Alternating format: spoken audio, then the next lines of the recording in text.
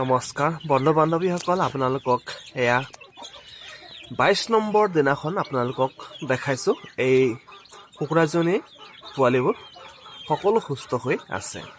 কণী পৰাৰ সময়ত ঘাইজনীক এয়া আপোনালোকে দেখিছে নিশ্চয়। ৰাতিপুৱা সময়ত মই আপোনালোকক আকৌ মেলি দিছোঁ দানা খাবৰ কাৰণে, আৰু অলপ পাছত ঢাকি থ'ম। ঠাণ্ডা দিনতবোৰত আপোনালোকক গোটেইকেইটা ঢাকি থ'লে গোটেই পোৱালিবোৰ ভালকৈ থাকে। নহ'লে ঠাণ্ডাত সাধাৰণতে কি হয়, জুমি এয়া কিছুমান দেখিছে আপোনালোকৰ পাখিবোৰ তলত পেলাইছে। এই পোৱালিবোৰ সিহঁতক অলপ ঠাণ্ডা লাগিছে।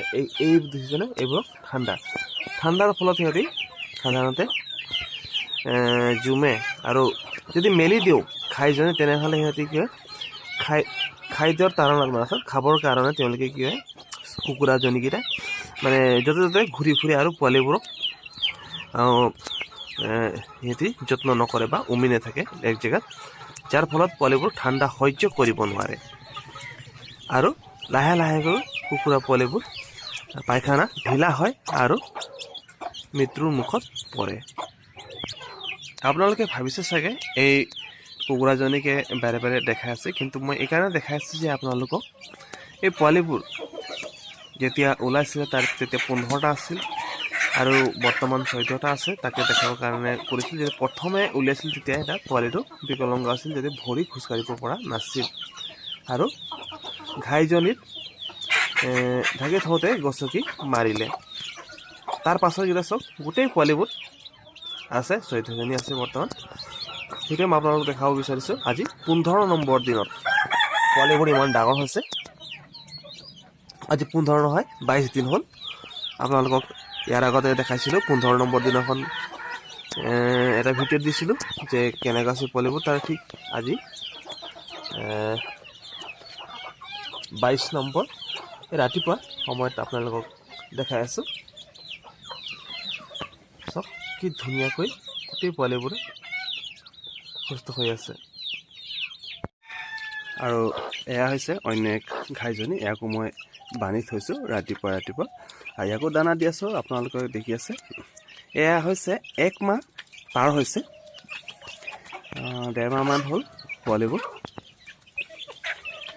ধুনীয়াকৈ ডাঙৰ হৈছে, 10জনী চব আপোনালোকক দেখাই আছোঁ। এনেধৰণে যদি আপোনালোকে যত্ন কৰে তেনেহ'লে ঠাণ্ডা দিনবোৰত পোৱালিবোৰ এটাও নমৰে। কিন্তু কি হয়, সাধাৰণতে আপোনালোকে নিশ্চয় জানে চাগে যে ৰাতিপুৱাৰ সময়ত যদি ঠাণ্ডা হয় আৰু কুকুৰাজনীক মেলি দিয়া হয় বা কুকুৰাবোৰক ঠাণ্ডাত সোনকালে মেলি দিয়া হয় ৰাতিপুৱা, তেনেহ'লে কি হয়, যেনেকৈ মানুহক বেছি ঠাণ্ডা হ'লে বা চাইনাছৰ প্ৰব্লেম থাকিলে চৰ্দি মানুহৰ হয়, ঠিক তেনেদৰে এই কুকুৰাবোৰকো মানে চৰ্দিৰ বেমাৰ হোৱা দেখা যায়। নাকৰ পৰা পানী অৰ্থাৎ ঠেচকৈ শব্দ কৰে কুকুৰাকেইটাই, তেতিয়া গম পাব যে কুকুৰাবোৰক চৰ্দি হৈছে।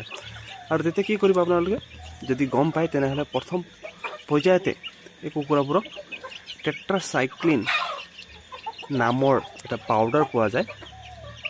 সেই পাউডাৰটো ঘুলি পানীত আপোনালোকে কুকুৰাবোৰক দিব খাবৰ কাৰণে। ৰাতিপুৱা আৰু গধূলি দিলে হৈ যায়, বা দানাটো অলপ মিহলাই দিব পাৰে, আৰু বেছি নিদিব আপোনালোকে। সেইটো অলপ কম পৰিমাণৰ দিব লাগে। এটা আপোনাৰ ধৰক আমি এক চুটকি চিন্দুৰ যিটো কওঁ, ঠিক ধৰণৰ এনেকৈ ধৰি মানে আপোনাৰ এনেকৈ ধৰোঁতে যিমান আহে আৰু সিমানহে আপোনালোকে পানীত দি পিনে 1 লিটাৰ পানীত ঘুলি দিব। তেনেধৰণৰ যদি আপোনালোকে দিয়ে তেনেহ'লে লাহে লাহেকৈ এই বেমাৰটো ভাল হোৱা দেখা যায়। অৰ্থাৎ এণ্টিবায়'টিকে তাক প্ৰটেকশ্যন কৰে। যিকেইটা বেমাৰ হ'ল আৰু যিকেইটা হ'বলগীয়া আছে সেই সকলোকে ভাল কৰে। এইটো মই নিজেই দিছোঁ আৰু প্ৰমাণো পাইছোঁ।